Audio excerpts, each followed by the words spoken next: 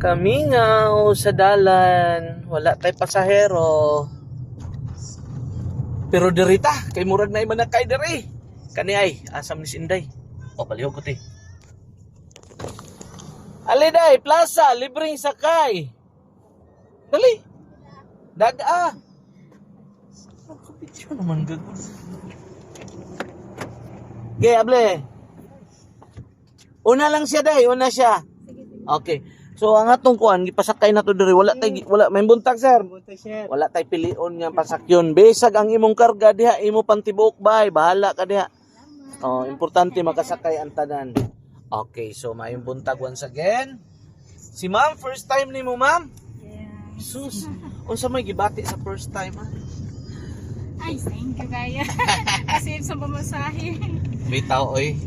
Kuan lang ning ato kanang share lang tas kuan sa mga grasya. Asa kito trabaho nimo sir? Ano? Paknaan, Mandawi. Paknaan, Mandawi. Ikaw ma'am, asam ka carbon? Arbon.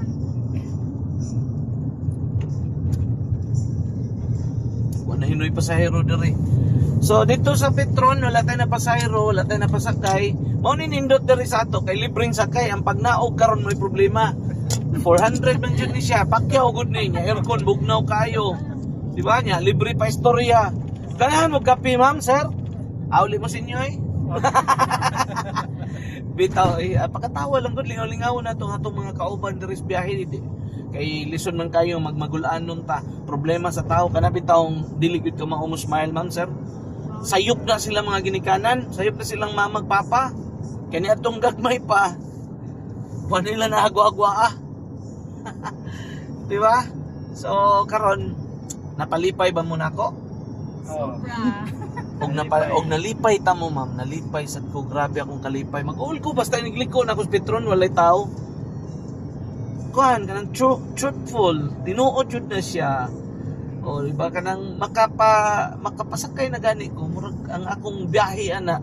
Kuan kay siya kanang energetic kay ko, full of energy ko murag kuha og mga energy gikan ninyo mga kuan mga mahimo na akong pasahero but mao lagi, watay pamahaw diri, papasag ko'y pamahaw, basig namo day tag 300. Ato na naginuton sus na untay dos dapli no.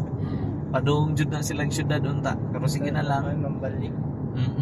Okay, so mayong butang happy Tuesday sa tanan, amping kanunay sa atong mga trabaho, sa atong mga lakaw, and God bless all. Salamat sir.